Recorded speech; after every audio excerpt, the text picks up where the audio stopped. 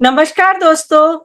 मैं आजकल जो परम पूज्य प्रेमानंद जी और पंडित प्रदीप मिश्रा जी के जो वार्तालाप विवाद हैं उसके बारे में मैं कुछ कहना चाहती हूँ। मेरे दो चैनल हैं, एक तो टुवर्ड्स सेल्फ स्वयं की ओर जहां मैं स्पिरिचुअलिटी से रिलेटेड बोलती हूँ, और दूसरा चैनल है पॉजिटिव वाइब्स जहां मैं पॉजिटिविटी की बात करती हूँ। आज मैं इस मुद्दे में कुछ बोलना चाहती हूँ। मेरे हिसाब से दोनों ही अपनी अपनी जगह सही हैं। वो कैसे, ये मैं अभी आपको बताती हूँ।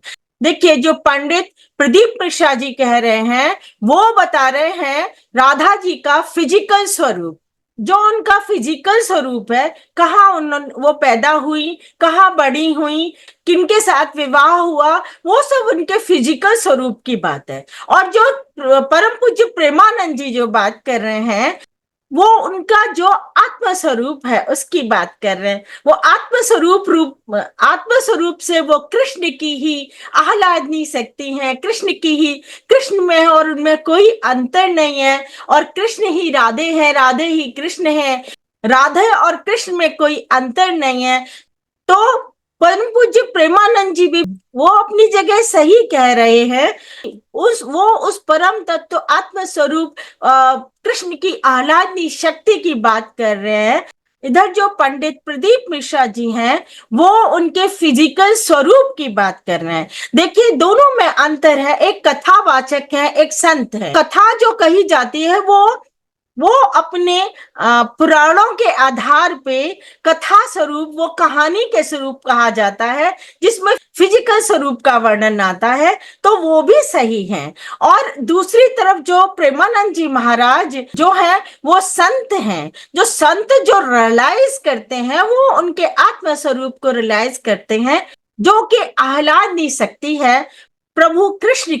तो दोस्तों, इस तरीके से दोनों अपनी अपनी जगह पे सही हैं। वो कथावाचक हैं तो फिजिकल स्वरूप का ही वर्णन करेंगे जिसके उन्होंने प्रमाण बता दिए हैं, किस पुराण से उन्होंने लिया है। और इधर जो परम पूज्य प्रेमानंद जी महाराज हैं वो अपने अपने अनुभव से बात करते हैं, क्योंकि वो संत हैं। तो वो अपने अनुभव से बात करते हैं, तो वो उनके आत्म स्वरूप के बारे में बताते हैं।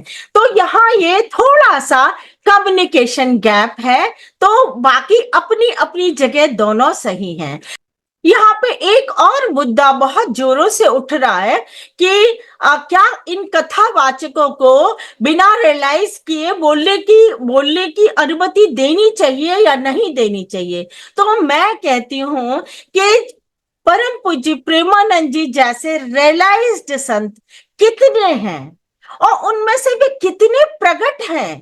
तो अगर इस हिसाब से अगर हम कहें कि खाली रियलाइज संत ही इसमें बोल सकते हैं, तो भाई ये कितनी रेस्पॉन्सिबिलिटी कितने कम लोगों पे आके पड़ जाएगी, जिनको कि अपने रियलाइजेशन के हिसाब से अपने में सिमटे हुए हैं। जैसे अब प्रेमानंद जी महाराज ही हैं तो उन्होंने क्षेत्र संन्यास ले रखा है। आप वृंदावन से आगे नहीं जाएंगे क्योंकि क्षेत्र संन्यास लिया हुआ है। तो लोग प्रभु की कथा सुनने से वंचित रह जाएंगे, और प्रभु की कथा नहीं सुनेंगे तो उनके प्रति मोटिवेशन कहाँ आएगा लोगों में। तो मेरे ख्याल से ऐसा हमें नहीं करना चाहिए। कथावाचकों को कथा कहने का अधिकार देना ही चाहिए, और कथावाचक कथा कहते रहे, और संत लोग अपना अपना रियलाइजेशन से, अपने अनुभव से हम लोगों को और अच्छा गाइड करें। संत लोग कथा कह के हाँ मोटिवेट करें जनमानस को, और जनमानस वहां से मोटिवेट होके आएगा संतों के पास। संत उनको अपना रियलाइज्ड, अपना अनुभव का से वो आईना दिखाएं। तो इस तरीके से ये दोनों ही चैनल चलने ही चाहिए, तभी हम मानव जाति का कल्याण है। अगर हम एक चैनल को बंद कर देंगे तो हम अपनी ही हानि कर बैठेंगे। हाँ, इतना मैं जरूर कहूंगी, कथावाचक जो भी कुछ कहें वो सब प्रमाणिक होना चाहिए। दोस्तों, मैं संतों के बारे में एक बात और कहना चाहती हूँ। एक्चुअली में हम लोग ये एक्सपेक्ट करते हैं संत हैं तो वो 100% हमेशा एकदम सही होंगे, आइडियल होंगे और आइडियली वो वर्तन करेंगे। तो लेकिन देखिए, कोई भी आभूषण सोने से जब बनता है तो उसमें थोड़ा खोट मिलाना पड़ता है ना। तो आकार है तो वहां थोड़ा खोट होगा। तो इसी तरीके से जब तक ये शरीर है, थोड़े खोट होने के चांसेस रहते हैं इसमें, 100% नहीं हो सकता। हमको मेजोरिटी देखना चाहिए। देखो, ऐसा होता है कि अगर 100% ही नहीं हुआ ना तो वो शरीर ही नहीं रहेगा। शरीर जब तक है तो 100% नहीं हो सकता। जो परम पूज्य प्रेमानंद जी महाराज हैं, आप उनके वीडियोस देखते होंगे, आप देखते होंगे कि उनका मेजोरिटी कैसा है।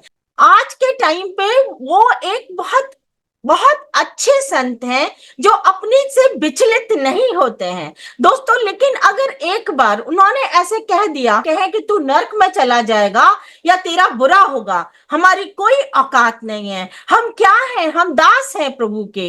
हम प्रभु के दास ही हैं, हम दास ही रहेंगे। और निर्णय लेने का अधिकार है वो हमारी राधा को है, हमारे ईष्ट को है, हमको नहीं है।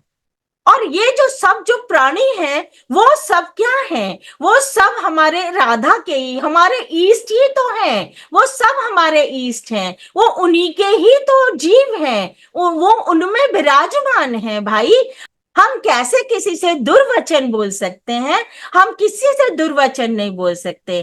तो ये एक एक विक्षेप अगर हो गया है किसी कारण से, तो इस विक्षेप को हमको नजरअंदाज कर देना चाहिए। जैसे नारद मुनि, उनमें भी विक्षेप हुआ था ना थोड़ा सा, तो हम उनको विक्षेप की वजह से याद रखते हैं कि उनके उनके भक्त पने की वजह से याद रखते हैं।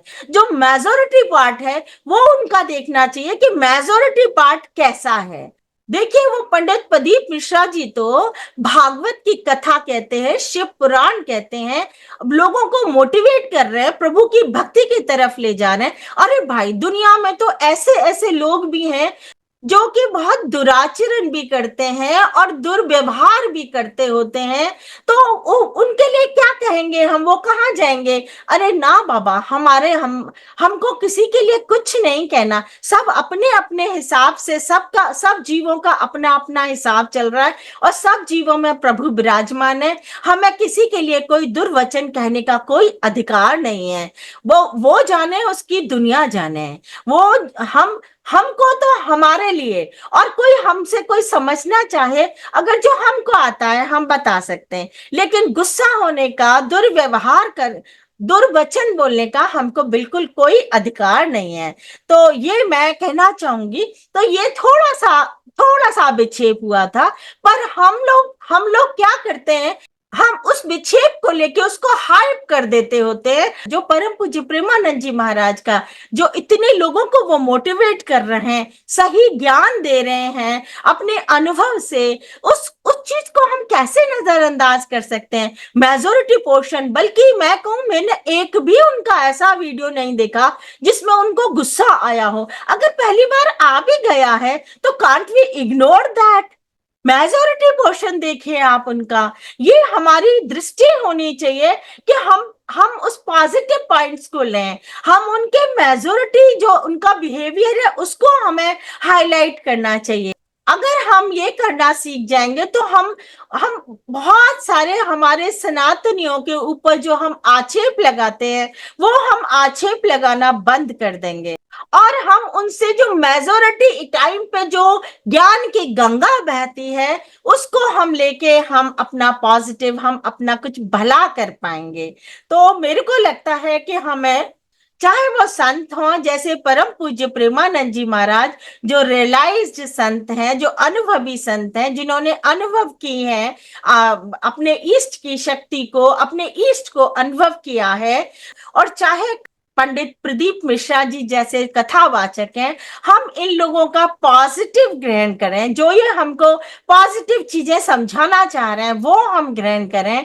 हम उनके जो थोड़े विक्षेप है उनको हम इग्नोर कर दें, जब तक कि वो समाज पे बहुत बड़ा कोई संकट नहीं ला रहे हैं। देखिए दोनों ही लोग परम पूज्य हैं। ये दोनों ही लोग परम पूज्य हैं जो समाज का कल्याण ही कर रहे हैं। तो इन लोगों के लिए तो मैं नहीं सोचती हूँ कि हमें कुछ वाद विवाद में पड़ना चाहिए है। दोनों ही हमारे पूज्य है, दोनों को ही हमें सम्मान देने की जरूरत है, और दोनों को ही हमें प्रेम से सुन के हमको कुछ ग्रहण करने की जरूरत है। इसी के साथ मैं अपनी बात खत्म करती हूँ, ये कहते हुए कि दोनों अपनी अपनी जगह सही है, और दोनों टाइप के जो संत हैं वो और कथावाचक हैं वो, दोनों को ही होना चाहिए, दोनों ही धाराएं बहती रहनी चाहिए। और हम लोगों को, हम जो जनमानस हैं, हम लोगों को उनका मेजोरिटी पोर्शन देख के जो है ना पॉजिटिव चीजें लेके हमें ग्रहण करके अपने आप को उन्नत बनाने की कोशिश करनी चाहिए, और इन छोटे मोटे विक्षेपों में नहीं पड़ के उनके मेजोरिटी पोर्शन से हमें शिक्षा लेनी चाहिए। अब देखिएगा, आप जब नेगेटिविटी में जाते हैं तो क्या होता है, आप एक एक उलझन सी महसूस करते जाते हैं, आप फसावट महसूस करते चले जाते हैं, आप नैरो होते चले जाते हैं। जब आप पॉजिटिविटी के साथ रहते हैं तो क्या होता है, आप अपने आप को और व्यापक महसूस करने लग जाते हो। तो दोस्तों, हमें व्यापकता की तरफ चलना है, ना कि हमें संकुचित होके और उलझन में फंसना है। तो दोस्तों, इसलिए पॉजिटिव चीजें लेके अपने जीवन में उनको उतार के आप अपने अपने आप को उन्नत करना चाहिए, अपना सेल्फ डेवलपमेंट करना चाहिए।